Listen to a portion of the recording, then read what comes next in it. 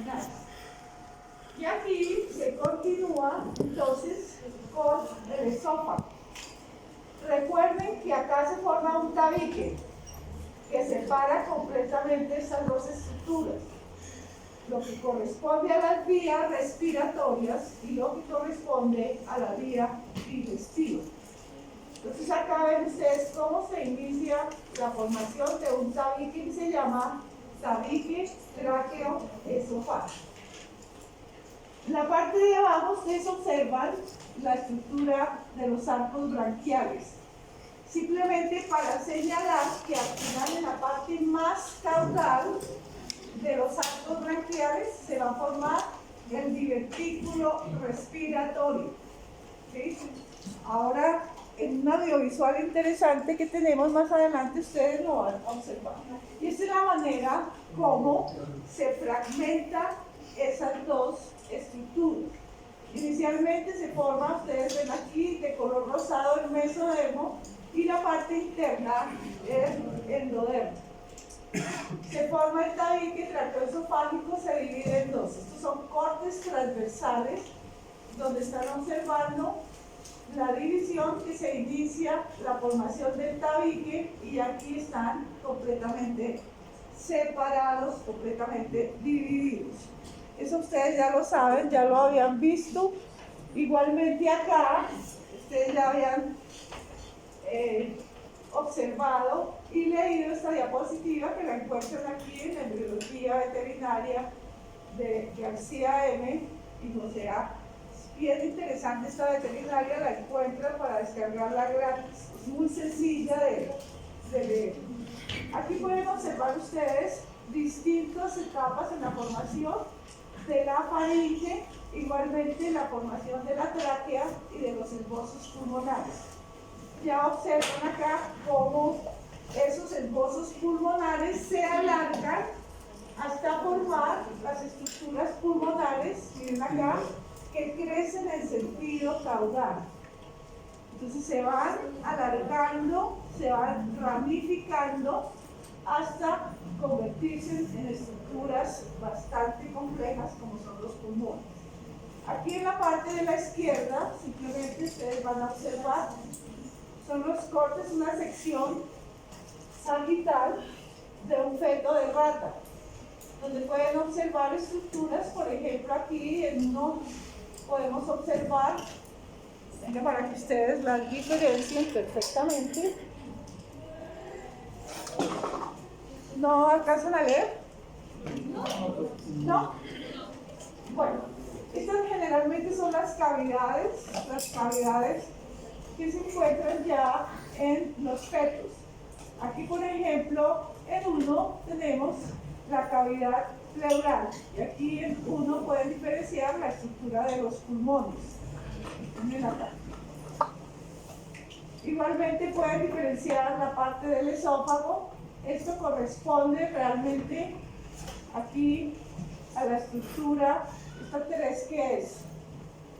Son las vértebras cervicales. Recuerden que estas vértebras cervicales provienen directamente de la diferenciación de los somitas.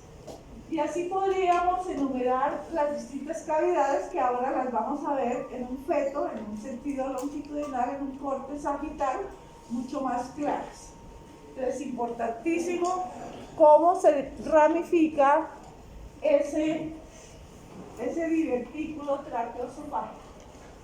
Aquí, una vez que se separan el tabique tráqueo-esofágico, una vez se divide la tráquea y el esófago, entonces empieza a crecer, empieza a alargarse y a formar las dos yemas pulmonares. Ustedes las ven acá, los esbozos pulmonares. En la parte superior diferencian ustedes las bolsas faríngeas, mírenlas acá. Esta estructura de acá corresponde al estomodeo. ¿Ustedes recuerdan qué es el estomodeo? Está cerrado por una membrana, la membrana orofaríngea, completamente cerrada.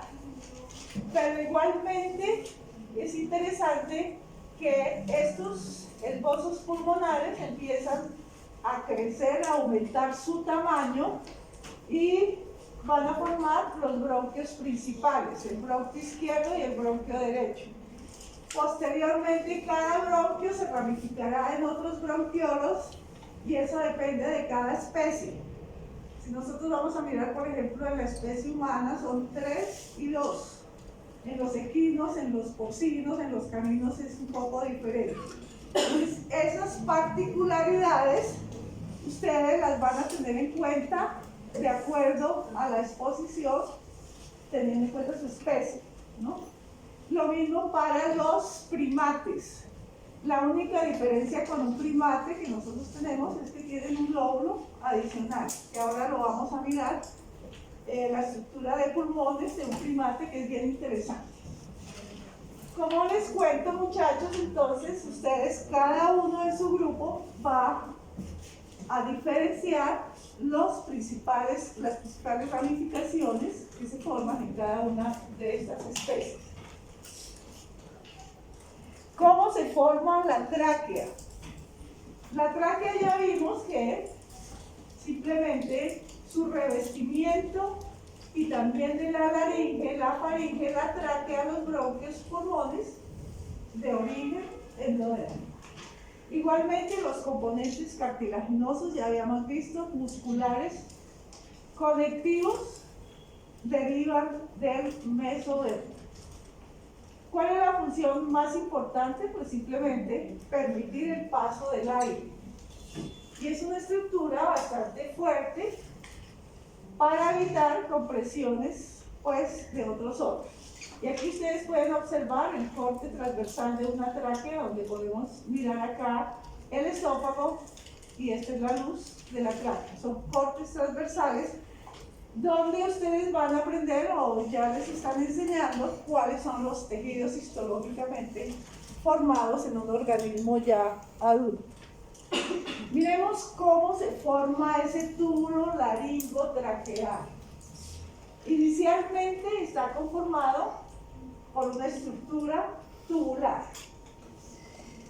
Esta estructura tubular, ya lo vimos, está revestida internamente por endodermo y externamente por mesodermo. Aquí en B ya podemos mirar cómo esta estructura del endodermo empieza a formar el tejido epitelial. ¿Qué tipo de epitelio tiene la tráquea? ¿Ciliado? Perfecto, tiene pseudoestratificado ciliado, igualmente una cantidad de glándulas que están limitando esta luz, es la luz de la tráquea. Igualmente se forman los cartílagos, que los ven ustedes, y está limitado por un tejido conjuntivo embrionario. Toda esta parte de aquí, de la parte externa, corresponde al tejido conectivo. Entonces, si nosotros miramos desde la parte de la luz hacia afuera, vamos a diferenciar en amarillo el epitelio. Después tenemos cartílago y por último tenemos un tejido conectivo. Este tejido conectivo de origen embrionario. Y en la parte C ya podemos diferenciar un poco más maduro ese tejido, más formado, donde podemos aquí observar la presencia de músculo liso, cartílago. Aquí estarán el epitelio y obviamente las glándulas que vienen acompañando este epitelio. Miremos cómo se forma el árbol branquial. Inicialmente nosotros vimos que se divide en dos bronquios, bronquio principal izquierdo, derecho. Y cada uno se va subdividiendo, se va ramificando otra vez, como les había dicho, de acuerdo a las características anatómicas de cada especie. Lo importante es que hasta acá, hasta este bronquio segmentario, estas estructuras corresponden a estructuras que transportan, más que todo de transporte del aire. De aquí para abajo, del bronquiolo respiratorio, el conducto y los alvéolos, ya va a corresponder a toda la estructura que realiza el proceso o intercambio de gases. Y ya la parte de los alvéolos, ustedes ya recuerdan, y ya se lo han enseñado, es donde se realiza la hematosis, que es el intercambio de gases. Aquí les traje esta estructura importante sobre la ontogenia del tracto respiratorio. Estas tres corresponden a una edad prenatal y esta postnatal. Entonces aquí se inicia la ramificación del árbol branquial y ya cuando el animal nace o el organismo nace, se empiezan a formar y a madurar los arcos alveolares. Recuerden que en los arcos alveolares se van a diferenciar la membrana hematoalveolar o membrana gas-aire. ¿Sí recuerdan o no? Vamos a mirar ahora cómo es el crecimiento pulmonar, que realmente es la parte más interesante de la estructura respiratoria. Todo este crecimiento y formación de los pulmones obedece a una expresión génica. ¿Qué es una expresión génica? Siempre la pregunta es nunca la saben. ¿Qué? ¿Qué es una expresión génica?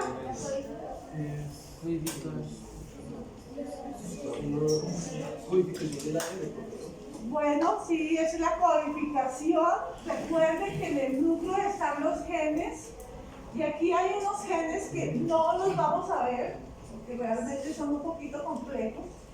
Hay una cantidad de genes y factores de crecimiento que están induciendo la formación de las proteínas que van a ser parte de todo este programa morfogenético. ¿Cómo va a cambiar, por ejemplo, cómo se van a ramificar, primero que todo? ¿Cómo se va a diferenciar los tejidos epiteliales? ¿Cómo se realiza la hematosis? ¿Cómo hace para formar, por ejemplo, los neumocitos tipo 1 y tipo 2? Todo eso obedece a un programa genético. ¿Cómo se realiza la síntesis de un surfactante? Eso es un programa genético, es la expresión de unos genes que se van a llevar a cabo en unas células especiales. Entonces, dependiendo del tipo de genes, mírenos acá, estos van a expresar, estos codifican en el núcleo una cantidad de características que tienen que expresarse. ¿Para qué se expresan? Para que se formen un poco de proteínas que van a ser parte de la estructura de estos órganos. Pero igualmente, además de los genes, tienen que intervenir los factores físicos. ¿Qué tipo de factores físicos? Por ejemplo, la capacidad que tenga la cavidad torácica de almacenar esas estructuras. La presencia de líquido amniótico. Si ese feto no tiene amnios, no tiene líquido amniótico, no tiene la capacidad entonces de llevar a cabo esos procesos de intercambio que hace el feto de ese líquido amniótico. Recuerde que el líquido amniótico tiene además sustancias orgánicas, tiene también nutrientes. Igualmente va a depender del líquido intrapulmonar. Si no hay líquido en los pulmones, entonces simplemente colapsan. Entonces siempre debe haber una presencia de líquido que van a permitir movimientos respiratorios. Así el feto no respire directamente con la atmósfera del aire, sí realiza ciertos movimientos ayudados obviamente por el intercambio de gases que hace a través de la placenta. Igualmente tiene que ver factores hormonales. Esto es bien importante. Factores hormonales como por ejemplo la presencia y la síntesis de hormonas en la hipófisis, de la tiroides, de las suprarrenales, de las gónadas, del páncreas. Entonces es un todo que funciona armónicamente. Entonces esos son los factores que intervienen en la organogénesis, crecimiento y maduración pulmonar. no se les va a olvidar que lo más importante es la expresión de los genes. Una cantidad de genes. Y si los quieren leer, los encuentran en la embriología del lago. Eso ya queda libre. Y aquí vemos cómo se forman las pleuras. Ustedes eso también lo han visto suficiente. Cuando estas yemas crecen, su crecimiento siempre es caudal lateral. Estos esposos se introducen en la cavidad corporal, ustedes lo ven acá. Estos canales son los canales pericardio-peritoneales y son muy estrechos, pero que tienen que empezar a aumentar su tamaño. El mesodermo que reviste el pulmón, mírenlo acá, se convierte en la pleura visceral, ustedes ya saben. El que está por la parte externa, la parietal, y el espacio que queda entre las dos, obviamente la cavidad pleural, donde ustedes recuerden todo de origen mesodérmico, pleuras de origen mesodérmico. Eso ya sobra decirles porque ustedes ya lo saben. Y aquí ven ustedes, ven una vista ventral de las yemas pulmonares. Mírenlas acá. En rojo pueden diferenciar las pleuras que ya hablamos. La parte de la derecha, en B, es un corte transversal de las yemas pulmonares, donde se muestran los pliegues peritoneales, pleuroperitoneales, que van a dividir la porción torácica en dos: la cavidad pleural, donde se van a alojar los pulmones, y la cavidad pericárdica, el corazón. Ustedes ven aquí, esto tiene que unirse, y aquí están los pulmones en crecimiento. Siempre ustedes tienen que seguir la guía del corte transversal del tubo neural para poder diferenciar la posición del embrión. ¿Sí me entendieron? El corte transversal del tubo neural que está aquí en la parte superior. Este será el corte de la aorta. La parte negra corresponde a las notocordas. Si ustedes recuerdan esas estructuras. Y aquí vemos cómo en cortes transversales se funcionan los pliegues peritoneales. Nuevamente tendremos tubo neural. ¿Cómo se llama esto? Esto y esto. Estas son las cavidades pleurales. Ustedes observan cómo los esbozos pulmonares se están formando acá. Y aquí ya hay unión perfecta de ese pliegue para formar entonces las dos cavidades que nosotros ya vimos: la cavidad pleural y la cavidad cardíaca o pericardio. Aquí era donde yo les decía que podemos diferenciar perfectamente las cavidades. Aquí dice: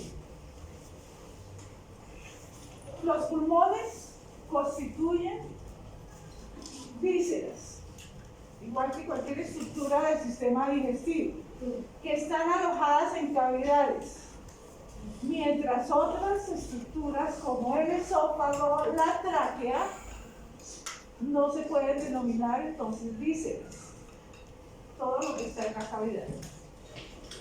Y aquí pueden ustedes observar las cavidades pericárdicas. ¿Cómo se llama esta cavidad? Pleural. ¿Y esta cavidad? Visceral. Visceral, perfecto. ¿Y aquí en 7 qué podemos observar? El cordón umbilical es donde se va a formar la hernia umbilical, la hernia fisiológica por el aumento excesivo de las asas intestinales. Y en 4 ya saben la cavidad pericárdica, y aquí en la parte superior estas son las vesículas. ¿Cómo se llaman esas vesículas? Las vesículas encefálicas. Sí, señor. Aquí vemos ejemplos de embriones de kilos. se los traje para que ustedes conozcan cómo es el embrión de un equino. Miren lo curvoso, bien curvado, tiene una forma de U invertida y corresponden a 3 edades. En A de 25 días, en B de 30 y en C de 36. Aquí pueden diferenciar ya la estructura de las cavidades encefálicas. Miren la cavidad pericárdica, los somitas ya están completamente formados, es lo primero que se forma. Ya en B podemos observar además las vesículas ópticas, la óptica. Aquí podemos diferenciar ya la yema que corresponde a las extremidades. Mírenlas acá. Y en este embrioncito ya diferenciado podemos observarle cómo empieza el crecimiento de las extremidades. Un embrión de 36 días ya está completamente formado. Igualmente, si nosotros hacemos unos cortes transversales histológicos, vamos a mirar cómo son esos cortes tan interesantes de un embrión equino de más o menos 36 días. Ustedes pueden observar aquí distintos cortes histológicos. Por ejemplo, en A, es estructuras de corazón. Este corresponde a la estructura del pulmón. Este es el pulmón, muchachos, mírenlo acá. Estas son estructuras del intestino y esta es una estructura del hígado. Simplemente por curiosidad se lo traigo para que ustedes observen ya el grado de organización que tiene un equino a sus 36 días. Aquí ya pueden observar, por ejemplo, la formación de los bronquios, de todos los, ¿cómo es que se llama? De los bronquios globales, de los bronquios primarios, secundarios. Los más grandes serán los primarios, los más pequeños serán secundarios y están dentro de un tejido conectivo, donde hay bastantes fibras elásticas y fibras de colágeno. Aquí igualmente ya observan, por ejemplo, los cortes transversales del intestino, donde ya están desarrolladas todas las estructuras del tejido.